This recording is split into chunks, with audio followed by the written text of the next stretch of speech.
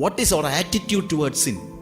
എന്ത് ചെയ്താലും ആരാധിക്കാനും തിരുവത്താഴം എടുക്കാനും കൊടുക്കാനും മടിയില്ലാത്ത നിലയിലേക്ക് നമ്മൾ തകർന്നു പോയെങ്കിൽ ഒരു യഥാസ്ഥാപനം ആവശ്യമാണെന്നുള്ളത് നമ്മൾ എന്തുകൊണ്ട് മനസ്സിലാക്കുന്നില്ല?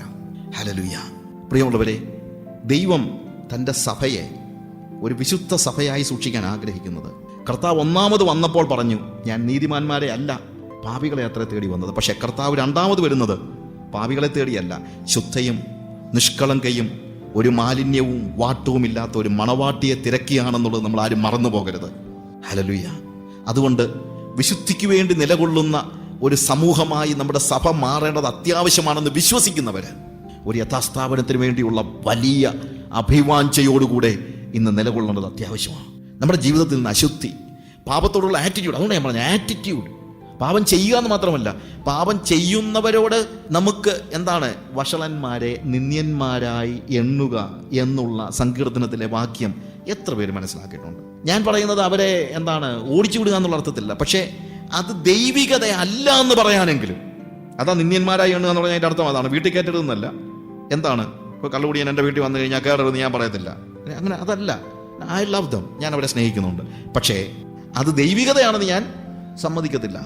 കള്ളത്തരം കാണിക്കുന്നവർ, വഞ്ചന കാണിക്കുന്നവർ, മറ്റുള്ളവരെ ഉപദ്രവിക്കുന്നവർ, സ്നേഹമില്ലാത്തവർ, സ്വാർത്ഥന്മാര്, അധികാരമോഹികൾ, ഇല്ലേ, നരകത്തിന്റെ അഗാധതയിലേക്ക് തള്ളിയിടുമെന്ന് വെളിപ്പാട് പുസ്തകത്തിൽ പറഞ്ഞിട്ടുള്ള സകല കാര്യങ്ങളും ചെയ്യുന്നവർ, ജഡത്തിന്റെ പ്രവൃത്തികൾ എന്ന് പറഞ്ഞ് ഗലാത്യ ലേഖനത്തിൽ പറഞ്ഞിട്ടുള്ള സകല കാര്യങ്ങളും ചെയ്യുന്നവർ, അവരെ വിശുദ്ധരായി നമ്മൾ കണക്കാക്കുന്ന ഒരു സ്റ്റേജ് ഉണ്ടെങ്കിൽ the attitude is not according to the Bible. It's not according to the Bible. വേദോസപ്രകാരമല്ല. അതുകൊണ്ട് എന്താണ്, യെരമ്യാ പ്രവാചകൻ സിദക്കിയാവിൻ്റെ അടുത്ത് ചെന്ന് പറഞ്ഞ വചനങ്ങളുടെ മുമ്പാകെ അവൻ തന്നെ തന്നെ താഴ്ത്തിയില്ല. His attitude towards sin. എന്ന് തന്നെയല്ല, അടുത്തത് പറയുന്നത് അവൻ യഹോവയിങ്കിലേക്ക് തിരിഞ്ഞില്ല എന്നുള്ളതാണ്. അവിടെ എഴുതിയിരിക്കുന്ന വാക്ക് അതാണ്, ദൈവമായ യഹോവയിങ്കിലേക്ക് തിരിയാതെ വണ്ണം തൻ്റെ ഹൃദയം കഠിനമാക്കി. അവൻ യഹോവയിങ്കിലേക്ക് തിരിഞ്ഞില്ല. എന്തുകൊണ്ട് തിരിഞ്ഞില്ല? അവന് തനിയെ കാര്യങ്ങൾ മാനേജ് ചെയ്യാമെന്നുള്ള ചിന്ത അവന് ഉണ്ടായിരുന്നു. We will manage, I will manage. അവൻ പറഞ്ഞു, I M king, I can do things. എനിക്ക് കാര്യങ്ങൾ ചെയ്യാൻ അറിയാമെന്നായിരുന്നു അവൻ്റെ ചിന്ത. അതുകൊണ്ട് അവൻ എന്ത് ചെയ്തില്ല? അവൻ സെൽഫ് റിലയൻ്റ് ആയിരുന്നു. അവൻ അവനിൽ തന്നെയാണ് ആശ്രയിച്ചത്. അല്ലെങ്കിൽ അവൻ്റെ ഭരണ സിസ്റ്റത്തിലാണ് ആശ്രയിച്ചത്. അവൻ്റെ ഡിസിഷൻ മേക്കിങ്ങിലുള്ള അവൻ്റെ കഴിവിലാണ് അവൻ ആശ്രയിച്ചത്. അവൻ്റെ കാഴ്ചപ്പാടുകളിലാണ് അവൻ ആശ്രയിച്ചത്. ഞാൻ പറയട്ടെ, പണ്ട് എന്തെങ്കിലും ഒരു പ്രശ്നം ഉണ്ടാകുമായിരുന്നെങ്കിൽ നമ്മളെന്താ ചെയ്തുകൊണ്ടിരുന്നത്? നമ്മുടെ മുട്ടുമടക്കി ദൈവസന്നിധിയിൽ, എന്താ കർത്താവേ ഇക്കാര്യത്തിലുള്ള നിന്റെ ഇഷ്ടം എന്താണെന്നുള്ളത് നമ്മൾ ചോദിക്കുകയായിരുന്നു. പരിശുദ്ധാത്മ നിയന്ത്രിതമായ ഒരു സഭയായിരുന്നു നമ്മുടെ സഭ.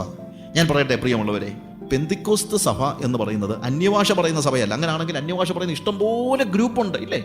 പെന്തിക്കോസ്ത് സഭ എന്ന് പറയുന്നത് ആത്മനിയന്ത്രിത അവസ്ഥയിലൂടെ പോകുന്ന സഭയാണ്. പരിശുദ്ധാത്മ നിയന്ത്രിതമായിരിക്കണം എൻ്റെ ജീവിതം, എൻ്റെ സഭയുടെ ജീവിതവും ആത്മനിയന്ത്രിതമായിരിക്കണം. ഞാൻ പറയട്ടെ, സഭയെ നിയന്ത്രിക്കുന്നത് കൗൺസിലല്ല, സഭയെ നിയന്ത്രിക്കുന്നത് കമ്മിറ്റിയല്ല, സഭയെ നിയന്ത്രിക്കുന്നത് പരിശുദ്ധാത്മാവാണ്. എന്തിനാണ് കമ്മിറ്റിയും കൗൺസിലും എന്ന് ചോദിച്ചാൽ, പരിശുദ്ധാത്മാവിൻ്റെ തീരുമാനം നടപ്പിലാക്കാനുള്ള ഒരു ബോഡിയാണ് കൗൺസിലോ കമ്മിറ്റിയോ, അല്ലാതെ തീരുമാനം എടുക്കാനുള്ള ഒരു ബോഡിയല്ല. വേദപുസ്തകം അങ്ങനെ പറയുന്നത്. പരിശുദ്ധാത്മാവിൻ്റെ തീരുമാനത്തെ എക്സിക്യൂട്ട് ചെയ്യാനുള്ള ഒരു എക്സിക്യൂട്ടീവ് ബോഡിയാണ് വാസ്തവത്തിൽ എന്ത്, പരിശുദ്ധാത്മാവ് അല്ലെങ്കിൽ കൗൺസിൽ എന്ന് പറയുന്നത്. അങ്ങനെ വേണമെങ്കിൽ, കൗൺസിൽ ഇല്ലെങ്കിൽ ഒന്നും സംഭവിക്കത്തൊന്നുമില്ല. 6 മാസം IPC കൗൺസിലില്ലായിരുന്നു, ഇവിടെ സഭായം നടന്നില്ലയോ? നമ്മുടെ എല്ലായിടത്തും സഭായം നടന്നില്ലയോ? കൗൺസിൽ എന്ന് പറഞ്ഞാൽ അങ്ങനെ സഭായവും നടക്കാതിരിക്കത്തില്ല. ആത്മീയ പ്രവർത്തനങ്ങൾക്ക് ഇതൊന്നും ആവശ്യമില്ല. പിന്നെ വഴക്കുണ്ടാക്കുന്നവർക്ക് അതൊക്കെ ഉണ്ടെങ്കിലേ പറ്റുള്ളൂ. പക്ഷെ ഞാൻ പറഞ്ഞ ഇതാണ്, ഒരു കൗൺസിൽ സഭയ്ക്ക് ഉണ്ടെങ്കിൽ ആ കൗൺസിൽ എന്തിനു വേണ്ടിയുള്ളതാണ്? പരിശുദ്ധാത്മാവിൻ്റെ തീരുമാനത്തെ നിർവഹിക്കുവാനുള്ള നിർവഹണ സംഘമാണ് ഒരു കമ്മിറ്റിയോ കൗൺസിലോ. അത് വേണമെങ്കിൽ. പക്ഷേ ഡിസിഷൻ മേക്കിംഗ് ആരുടെ ആയിരിക്കണം? പരിശുദ്ധാത്മാവിൻ്റെ ആയിരിക്കണം. അവൻ യഹോവയിങ്കിലേക്ക് തിരിഞ്ഞില്ല, അവൻ അവനിലേക്ക് തന്നെ തിരിഞ്ഞു. നമ്മൾ കാലങ്ങളായിട്ട് നമ്മളിലേക്കാണ് തിരിയുന്നത്. നമ്മുടെ സഭകൾ നമ്മളിലേക്കാണ് തിരിയുന്നത്. ഒരു സ്ഥാപനത്തിൽ ഒരു വലിയ പ്രശ്നം ഉണ്ടായ സമയത്ത്, ഒത്തിരി പ്രശ്നങ്ങളുണ്ടായ സമയത്ത് അതിന് ശേഷം ഞാൻ അവരുമായിട്ട് സംസാരിച്ചു കൊടുത്ത് ഞാൻ പറഞ്ഞു, ഒരു കാര്യത്തിൽ മാത്രമേ എനിക്കൊരു സംശയമുള്ളൂ, ഒരു പ്രയാസമുള്ളൂ. ഇങ്ങനൊരു പ്രതിസന്ധി ഇവിടെ ഉണ്ടായപ്പോൾ നിങ്ങൾ ദൈവത്തിലേക്ക് തിരിയുന്നതിന് പകരം അവർ രാഷ്ട്രീയക്കാരിലേക്കും മറ്റാളുകളിലേക്കും തിരിയുക ചെയ്തത്. അപ്പോൾ പറഞ്ഞ, ഇല്ലെങ്കിൽ ബ്രദറെ പ്രയാസമായിരുന്നു, നമുക്കിത് തീർക്കാൻ പറ്റത്തില്ലായിരുന്നു. അതുകൊണ്ട് മീഡിയേറ്റേഴ്സായിട്ട് ആരെ വിളിച്ചു?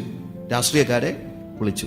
അപ്പോൾ പൗലോസ് ചോദിക്കുന്ന ഒരു ചോദ്യമുണ്ട്, നിങ്ങൾ ദൂതന്മാരെ അറിഞ്ഞിരിക്കെ നിങ്ങൾക്ക് നാണമില്ലേ ഇവരെ വിളിച്ച് ഇവരുടെ മുമ്പിൽ നിങ്ങളുടെ കാര്യങ്ങൾ പറയാനായിട്ട്? അവിടെയാണ് നമുക്ക് യഥാസ്ഥാപനം ആവശ്യമായി വരുന്നത്. We need restoration. നമ്മൾ റെസ്റ്റോർ ചെയ്യപ്പെടണം. കാര്യം ഈ വക കാര്യങ്ങൾ ചെയ്യുമ്പോൾ നമ്മൾ എവിടെ ആയിരിക്കുകയാണ്? ദൈവത്തിൻ്റെ നീരസത്തിൻ്റെ ലോകത്തിലായിരിക്കുകയാണ്, അവൻ്റെ ഇൻഡിഗ്നേഷൻ്റെ ലോകത്തിലായിരിക്കുകയാണ്. അവിടെ നിന്ന് മടങ്ങി വരവ്, അതാണ് യഥാസ്ഥാപനം. അടുത്തതായിട്ടൂടെ പറയുന്നത് അവൻ്റെ റിബല്യസ്നെസ് ആണ്, അവൻ്റെ മത്സരം, അവൻ ഹൃദയം കഠിനമാക്കി എന്നുള്ളതാണ്. അതുകൊണ്ട് അത് രാജാവിൻ്റെ കാര്യം. പിന്നീട് ഞാൻ പെട്ടെന്ന് പറയട്ടെ, പുരോഹിതന്മാരുടെ കാര്യം അവിടെ എഴുതിയിരിക്കുന്നത്, പുരോഹിതന്മാർ അവർ വളരെ അകൃത്യം ചെയ്തു, അവൻ്റെ ആലയത്തെ അശുദ്ധമാക്കിയെന്നാണ്. അവർ വളരെ അകൃത്യം ചെയ്തു. അകൃത്യം മനുഷ്യൻ ചെയ്യുമ്പോൾ അവന് വേണ്ടി ദൈവത്തിൻ്റെ സന്നിധിയിൽ നിൽക്കേണ്ട പുരോഹിതൻ തന്നെയാണ് ഇപ്പൊ എന്ത് ചെയ്യുന്നത്?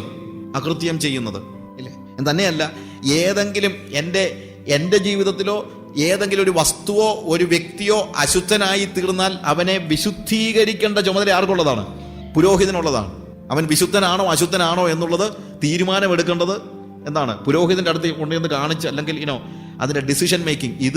ഇവര് ഏതെങ്കിലും വസ്തു അശുദ്ധമാക്കുന്നത് പോയിട്ട് അവർ ആലയത്തെ തന്നെ അശുദ്ധമാക്കി എന്ന് എഴുതിയിരിക്കുന്നു. ശരിക്കും ഇന്നും സംഭവിച്ചുകൊണ്ടിരിക്കുന്നത്. ഞാൻ പറഞ്ഞല്ലോ, ഇത് നെഹമയാവിൻ്റെ കാലത്തെ കാര്യമല്ല. ഞാൻ പറഞ്ഞല്ലോ ഇത് എൻ്റെയും നിങ്ങളുടെയും നമ്മുടെയും ചരിത്രമായിട്ട് നമ്മൾ മനസ്സിലാക്കണം. എൻ്റെയും നിങ്ങളുടെയും നമ്മുടെയും ജീവിതത്തിൽ നടക്കുന്ന കാര്യങ്ങളാണ്, നമ്മുടെ സഭയിൽ നടക്കുന്ന കാര്യങ്ങളാണ്. പുരോഹിതന്മാർ വളരെ അകൃത്യം ചെയ്തു, ആലയെ അശുദ്ധമാക്കി. അടുത്തതായിട്ട് കാണുന്നത് ജനങ്ങളും ജാതികളുടെ മ്ലേച്ഛതകളെ, അവിടെ എഴുതിയിരിക്കുന്ന അങ്ങനെയാണ്. ജനങ്ങളും ജാതികളുടെ സകല മ്ലേച്ഛതകളും പോലെ അകൃത്യം ചെയ്തു. രാജാവ് തെറ്റ് ചെയ്തു, പുരോഹിതനും തെറ്റ് ചെയ്തു. അത് കഴിഞ്ഞാൽ പിന്നെ ജനങ്ങളും നാച്ചുറലി അതിൻ്റെ പിന്നാലെ പോകുന്ന ഒരു സ്റ്റേജാണ്, പുറകെ പോവുകയാണ്. അങ്ങനെ ആകമാനമായി ഈ ഒരു പ്രതിസന്ധി ഉണ്ടായ സാഹചര്യത്തിൽ ദൈവം എന്ത് ചെയ്തു? എന്നിട്ടും ദൈവം അവരോട് സഹതാപം കാണിച്ചെന്ന 15-ാമത്തെ വാക്യത്തിൽ എഴുതിയിരിക്കുന്നത്, അവരുടെ പിതാക്കന്മാരുടെ ദൈവമായ യഹോവയ്ക്ക് തൻ്റെ ജനത്തോടും തൻ്റെ നിവാസത്തോടും സഹതാപം തോന്നിയിട്ട് അവൻ ജാഗ്രതയോടെ തൻ്റെ ദൂതന്മാരെ അവരുടെ അടുക്കൽ അയച്ചു. സഹതപിക്കുന്നവനായ ഒരു ദൈവം. ഞാൻ പറയട്ടെ, നമ്മുടെ ഇന്നത്തെ അവസ്ഥ കണ്ടിട്ട് ദൈവത്തിന് ദേഷ്യമാണോ സങ്കടമാണോ എന്നുള്ളത് നമ്മൾ ആലോചിച്ചാൽ, എൻ്റെ പൂർണ്ണമായ വിശ്വാസം ദേഷ്യത്തെക്കാൾ കൂടുതൽ ഇന്ന് ദൈവത്തിന് എന്താണ്? സങ്കടമാണ്. ദൈവം സങ്കടപ്പെടുകയാണ്, സഹതപിക്കുകയാണ്. എന്നിട്ട് അവൻ ദൂതന്മാരെ അയച്ച്, അല്ലെങ്കിൽ പ്രവാചകന്മാരെ, അല്ലെങ്കിൽ പ്രസംഗകരെ, അല്ലെങ്കിൽ ദൂതുവാഹികളായി അവൻ ആളുകളെ അവരുടെ അടുത്തേക്ക് അയക്കുന്നു. എന്നാൽ അവരെന്താ ചെയ്യുന്നത്? അവരോ അവൻ്റെ ദൂതന്മാരെ പരിഹസിച്ച്, അവരുടെ വാക്കുകളെ നിരസിച്ച്, ഉപശാന്തിയില്ലാതാകും വണ്ണം യഹോവയുടെ കോപം തൻ്റെ ജനത്തിന് നേരെ ജ്വലിക്കുവോളം അവൻ്റെ പ്രവാചകന്മാരെ നിന്ദിച്ചു കളഞ്ഞു. അവിടെ എഴുതിയിരിക്കുന്നു, അവൻ ദൂതന്മാരെ പരിഹസിച്ചു. എന്തുകൊണ്ട് പരിഹസിച്ചു? ആസന്നമായ ദുരന്തമാണ് ഈ പ്രവാചകന്മാരെല്ലാം ചെന്ന് പറഞ്ഞത്. പ്രവാചകന്മാർ, അതായത് ദൈവത്തിൻ്റെ പ്രവാചകന്മാർ. അല്ലാത്ത 100 കൂട്ടം ആളുകൾ ചെന്ന് പറഞ്ഞു കാണും, എന്താണ്? നിന്നെ തലയാക്കുമെന്ന് പറയുന്നവരോടൊന്നും ഇവർക്ക് ആരും പരിഹസിച്ചു വിടത്തില്ല. പക്ഷേ ഈ പ്രവാചകന്മാർ ചെന്നിട്ട് എന്താ പറഞ്ഞത്? ഇതാ, നിങ്ങളുടെ പാപങ്ങളെ വിട്ടുതിരിയുന്നില്ല എങ്കിൽ ദൈവത്തിൻ്റെ കോപം നിങ്ങളുടെ മേൽ വരും. അങ്ങനെ കോപം വന്നു കഴിഞ്ഞാൽ വടക്ക് നിന്ന് നെബൂഖദ്നേസർ രാജാവ് വന്ന് നിങ്ങളെ പിടിച്ചുകൊണ്ട് പോകും. നിങ്ങളുടെ കുഞ്ഞുങ്ങളെ അവർ കൊന്നുകളയും. നിങ്ങളുടെ വൃദ്ധന്മാരെയും നിങ്ങളുടെ പ്രായമായവരെ അവൻ കൊന്നുകളയും. അവൻ നിങ്ങളുടെ സകല സമ്പത്തും കൊള്ളയടിച്ചുകൊണ്ട് പോകും. നിങ്ങളുടെ യുവാക്കളായ ആളുകളെ അവൻ പിടിച്ചുകൊണ്ട് പോകും. ഇതൊക്കെ പറഞ്ഞു കഴിഞ്ഞപ്പോഴത്തേക്ക് അവർ പരിഹസിച്ചു. എന്തുകൊണ്ടാണ് പരിഹസിക്കാൻ കാര്യം? പരിഹസിക്കാനുള്ള കാര്യം എന്താണ്? ഇത് നടക്കുമെന്ന് അവർ വിശ്വസിച്ചില്ല, അതേ ഉള്ളൂ. ഇന്നും പറ്റുന്ന പ്രശ്നം അതാണ്. ഇന്നും ഇങ്ങനെ നമ്മൾ പോയാലും നമുക്കൊന്നും പറ്റത്തില്ലെന്നാണ് നമ്മുടെ സഭയിലുള്ള ആളുകളുടെയും മിക്കവരുടെയും ചിന്ത. ഏതെങ്കിലും ഒരാൾ പെട്ടുപിഴച്ച്, ഇല്ല ദൈവം ഇതിൻ്റെ നേരെ കണ്ണടയ്ക്കത്തില്ലെന്നെങ്ങാനും ആരെങ്കിലും പറഞ്ഞാൽ, അങ്ങനെ ഈ അടുത്ത സമയത്തൊന്നും ആരും പറഞ്ഞു കേട്ടിട്ടില്ല. നമ്മൾ പറയും, അയാളെ ഒരു സിനിക്കെന്ന് പറഞ്ഞു കഴിഞ്ഞാൽ ഒരു ദോഷൈക തൃക്ക, എന്തിലും ദോഷമേ കാണത്തുള്ളൂ. അയാൾക്കൊരു നല്ല കാര്യം പറയാനുള്ള ഒരു മനസ്സില്ലല്ലോ, അല്ലേ? നമ്മളാണെങ്കിൽ സഭായോഗത്തിന് എന്തിനാണ് വരുന്നത്? ഒരു ആശ്വാസത്തിനാണ്. ഒരാഴ്ച മുഴുവൻ കള്ളത്തരവും കാണിച്ച് ബിസിനസ്സും ചെയ്ത് ബിസിനസ്സിനകത്തെല്ലാം കാണിച്ച് വെച്ച് പിന്നെ എന്തിനാണ് വരുന്നത്? ഞായറാഴ്ച. എന്നോടൊരു ബിസിനസ്സുകാരൻ തന്നെ പറഞ്ഞതാ, എൻ്റെ ബ്രദറെ, ഞങ്ങൾ ഈ ഒരാഴ്ചത്തെ ടെൻഷനെല്ലാം കൂടെ കഴിഞ്ഞിട്ട് സഭായോഗത്തിനൊരു ആശ്വാസത്തിന് വരുമ്പോൾ പാസ്റ്റർ പറയാം നിന്നെ കീറിക്കളയുമെന്ന്. ഞങ്ങൾ അത് കേൾക്കാനാണോ വരുന്നത്? ഞാൻ പറഞ്ഞു, പിന്നെന്താ പറയേണ്ടത്? നീ എന്തോ വേണേ കാണിച്ചോ, കുഴപ്പമില്ല, ദൈവം ഇന്ന് രാത്രി വന്നിരിക്കുകയാണ്, നിന്നെ അനുഗ്രഹിക്കാൻ വരികയാണെന്ന് പറയുന്നത്. അത് പറയുന്നത് തന്നെ ആളുമുണ്ട്, അല്ലേ? അത് കേൾക്കാൻ നല്ല സുഖമാണ്. അവരെ ആരും പരിഹസിക്കത്തില്ല. പരിഹസിക്കൂ? ആരും പരിഹസിക്കത്തില്ല. ആരെയാണ് പരിഹസിക്കുന്നത്? ദൈവം നിന്റെ തെറ്റുകളുടെ മേൽ വിലയിടുന്ന, നിന്നെ തൂക്കി നോക്കുന്ന ഒരു ദൈവമാണെന്ന് പറയുമ്പോഴാണ് ആളുകൾ പരിഹസിക്കുന്നത്. അല്ലാതെ ദൈവം നിന്നെ അനുഗ്രഹിക്കും, നിനക്കെല്ലാം തരും, നിനക്ക് ഇത് കഴിഞ്ഞിട്ട് അതിനപ്പുറത്തേത് തരാൻ പോവാണെന്ന് പറഞ്ഞു കഴിഞ്ഞാൽ ആരാ പരിഹസിക്കാൻ പോകുന്നത്? അപ്പോൾ ജനങ്ങളുടെ മധ്യത്തിലേക്ക് ദൈവം അയച്ച ദൂതന്മാര് അവരോട് ചെന്ന് പറഞ്ഞത് എന്താണ്? പാപത്തിന്റെ മേൽ ദൈവം ശിക്ഷ വിധിക്കും എന്നുള്ളതാണ്. അതവർക്ക് വിശ്വാസം ഉണ്ടായില്ല. വിശ്വാസം ഉണ്ടാകാതിരിക്കാനുള്ള കാര്യം യെരമ്യായുടെ പുസ്തകത്തിൽ തന്നെ പറയുന്നുണ്ട്. യെരമ്യാവിന്റെ പ്രവചനം അതിൻ്റെ 9-ാം അധ്യായത്തിൽ യെരമ്യാ ചെന്ന് പ്രവാസം വരുമെന്ന് പറഞ്ഞപ്പോൾ ജനങ്ങൾക്ക് ഇഷ്ടപ്പെട്ടതായ അവരുടെ ഒഫീഷ്യൽ പ്രോഫറ്റ്സ് പറഞ്ഞു, അങ്ങനെ സംഭവിക്കത്തൊന്നുമില്ല. അപ്പോൾ വടക്കേ രാജ്യമായ ഇസ്രായേലിനെ പ്രവാസത്തിലേക്ക് കൊണ്ടുപോയതോ? അതിന് കാരണമുണ്ട്. അവർ പാപികളാണ്, അവർ സമുദായക്കാരാണ്. ഇസ്രായേലിയര് നമ്മളങ്ങനെ, നമ്മുടെ യഹൂദന്മാർ, അവർക്ക് ദേവാലയമില്ല, അവർക്ക് വേദോസമില്ല, അവരെല്ലാം സമുദായക്കാരാണ്. പക്ഷെ നമ്മളങ്ങനല്ല, നമ്മൾ കർത്താവിൻ്റെ അടുത്ത ആളുകളാണ്, ഇല്ലേ? അവിടെ പറഞ്ഞിരിക്കുന്ന വാക്ക് 7-ാം അധ്യായത്തിൽ അതിൻ്റെ 4-ാമത്തെ വാക്യത്തിൽ പറഞ്ഞിരിക്കുന്നത്, യഹോവയുടെ മന്ദിരം, യഹോവയുടെ മന്ദിരം, യഹോവയുടെ മന്ദിരം എന്നിങ്ങനെയുള്ള വ്യാജവാക്കുകളിൽ നിങ്ങൾ ആശ്രയിക്കരുത്. എന്താ അതിൻ്റെ അർത്ഥം? യിരെമ്യാ പ്രവാചകൻ നിങ്ങൾ പാപത്തിൽ തുടരുകയാണെങ്കിൽ ദൈവം നിങ്ങളെ പ്രവാസത്തിലേക്ക് വിടുമെന്ന് പറഞ്ഞപ്പോൾ ഒഫീഷ്യൽ പ്രോഫറ്റ് പറഞ്ഞു, അത് നടക്കത്തില്ല. എന്തുകൊണ്ട് നടക്കത്തില്ല? ദൈവത്തിന്റെ ആലയം ഇവിടെ ഉള്ളിടത്തോളം കാലം ദൈവം നമ്മളെ ഒന്നും ചെയ്യത്തില്ല. കാര്യം ദൈവത്തിന്റെ ആലയമാണ് വലിയത്. അതുകൊണ്ട് ദൈവത്തിന്റെ ആലയം ഉള്ളിടത്തോളം കാലം ഇസ്രായേൽ ജനം അല്ലെങ്കിൽ യഹൂദയിലെ ജനം എന്ത് ചെയ്യത്തില്ല? പ്രവാസത്തിൽ പോകത്തില്ല. മറ്റവർ പോകാൻ കാര്യം അവർക്ക് ദേവാലയം ഇല്ലാത്തതുകൊണ്ടാണ്. നമുക്ക് ദേവാലയമുണ്ട്, നമുക്ക് ഉപദേശമുണ്ട്, നമുക്ക് അന്യഭാഷയുണ്ട്, നമുക്ക് പരിശുദ്ധാത്മാവുണ്ട്, നമുക്ക് പാട്ടുണ്ട്, നമുക്ക് ആരാധനയുണ്ട്. അതുകൊണ്ട് നമുക്കൊന്നും പറ്റത്തില്ല. നമ്മളെല്ലാം പറയുന്നതാണ് നമുക്ക് ആരാധനയുണ്ട്. അവർക്ക് ആരാധനയില്ല ബ്രദറെ, അവർക്ക് വേദോസം അറിയാവോ? അതുകൊണ്ട് അവരെയൊക്കെ പ്രവാസത്തിൽ കൊണ്ടുപോകും, പക്ഷെ നമ്മളെ കൊണ്ടുപോകത്തില്ല. എന്തുകൊണ്ടാണ്? നമ്മൾ ആരാധിക്കുന്ന നേരമാണ്. യെരമ്യാ പറഞ്ഞു, യഹോവയുടെ മന്ദിരം, യഹോവയുടെ മന്ദിരം, യഹോവയുടെ മന്ദിരം എന്നുള്ള വ്യാജവാക്കുകളിൽ നിങ്ങൾ ആശ്രയിക്കരുത്. ദൈവം പാപം ചെയ്യുന്ന ജാതിയെ ശിക്ഷ വിധിക്കും. ഇന്നും പെന്തിക്കോസ്തുകാരോടുള്ള ദൈവത്തിൻ്റെ ദൂത് അതാണ്. ചരിത്രത്തിലുടനീളം എത്രയോ സഭകളെ ദൈവം കൈവിട്ടു. പാപം ചെയ്ത ജനതയെ ദൈവം ശിക്ഷിച്ചില്ലേ? നിങ്ങൾ ചിന്തിക്കുന്നുണ്ടോ പെന്തിക്കോസ്തുകാരൻ പാപം ചെയ്തു കഴിഞ്ഞാൽ ദൈവം നമ്മൾ അന്യഭാഷ പറയും എന്നതുകൊണ്ട് നമ്മളോട് ക്ഷമിക്കുമെന്ന്? നെവർ. ആമോസിന്റെ പ്രവചനം 3-ാം അധ്യായം 2-ാം വാക്യത്തിൽ ആമോസ് പ്രവാചകൻ പറഞ്ഞൊരു കാര്യമുണ്ട്. ഇസ്രായേൽ മക്കളെ, സകല ജാതികളിലും വെച്ച് ഞാൻ നിങ്ങളെ മാത്രം തെരഞ്ഞെടുത്തിരിക്കുന്നു, അതുകൊണ്ട് ഞാൻ നിങ്ങളുടെ അകൃത്യം സന്ദർശിക്കും.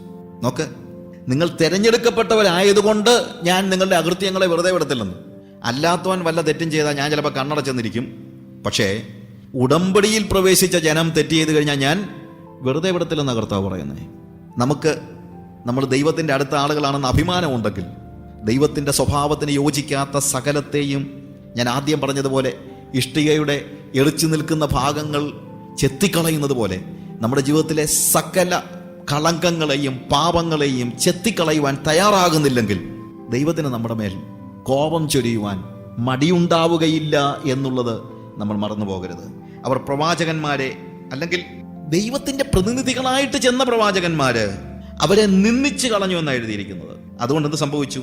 ദൈവം കോപിച്ചു. ജനം അകൃത്യം ചെയ്തപ്പോൾ ദൈവം സഹതാപം കാണിച്ചു. ദൈവം പാപത്തോടുള്ളവരുടെ ആറ്റിറ്റ്യൂഡ് മോശമായപ്പോഴും സഹതാപം കാണിച്ചു. അവർ സ്വന്തം വഴികളിലേക്ക് തിരിഞ്ഞപ്പോൾ സഹതാപം കാണിച്ചു. അവർ റിബല്യസ് ആയപ്പോഴും സഹതാപം കാണിച്ചു. പക്ഷേ അവരുടെ പാപത്തിനെതിരെയുള്ള ദൂതുമായി ദൈവം അയച്ച പ്രവാചകന്മാരെ നിന്ദിച്ച് പുറത്താക്കി കളഞ്ഞപ്പോൾ ദൈവം കോപിച്ചെന്ന് എഴുതിയിരിക്കുന്നത്. അവിടെ എഴുതിയിരിക്കുന്നത് മനുഷ്യന്റെ നിന്ന വളർന്ന് ഉപശാന്തിയില്ലാത്ത ദൈവകോപം ജ്വലിക്കുവോളം വളർന്നു. ഉപശാന്തിയില്ലാതെ എന്നുള്ള വാക്കാണ് ഉപയോഗിച്ചിരിക്കുന്നത്. എന്ന് വെച്ച് കഴിഞ്ഞാൽ ഒരു ബൗണ്ടറി ഉണ്ട് എല്ലാ കാര്യത്തിനും. ദൈവം ഒരു പാപം നമ്മൾ ചെയ്തപ്പോഴത്തേക്ക് നമ്മളെ എക്സ്പോസ് ചെയ്യാൻ എന്നറിയാമോ? മടങ്ങി വരുമെന്നുള്ള പ്രതീക്ഷ കൊണ്ടാണ്. അതിനർത്ഥം ആ പാപം വീണ്ടും ചെയ്യാമെന്നല്ല, എപ്പോൾ മടങ്ങി വരുമെന്നുള്ള പ്രതീക്ഷയോടുകൂടെ ദൈവം നോക്കിയിരിക്കുകയാണ്. എന്നാൽ എല്ലാത്തിനും ഒരു പരിധിയുണ്ട് എന്നുള്ളത് നമ്മൾ മറന്നു പോകരുത്. യൂദായുടെ ലേഖനം 23-ാം വാക്യത്തിൽ എഴുതിയിരിക്കുന്ന ഒരു വാക്യമുണ്ട്, stay within the boundary where God's love can reach and bless you. ഞാൻ എൻ്റെ പാരഫ്രൈസ് വേർഷനാണ് പറഞ്ഞേ. സ്റ്റേ വിതിൻ ദ, ദൈവ സ്നേഹത്തിൽ നിങ്ങളെ തന്നെ സൂക്ഷിച്ചുകൊള്ളുവിൻ. ദൈവത്തിന്റെ സ്നേഹത്തിന് നിങ്ങളെ എത്തിപ്പിടിക്കാവുന്ന ഒരു ദൂരമുണ്ട്. ആ ദൂരത്തിന് അപ്പുറത്തോട്ട് നിങ്ങൾ പോയി കഴിഞ്ഞാൽ ഒരുപക്ഷെ ദൈവത്തിന് നിങ്ങളെ എത്തിപ്പിടിക്കാൻ കഴിയാത്ത സ്റ്റേജ് വന്നേക്കാം, അല്ലെങ്കിൽ ദൈവത്തെ എത്തിപ്പിടിക്കാൻ നിങ്ങൾക്ക് കഴിയാത്ത ഒരു സ്റ്റേജ് വന്നേക്കാം.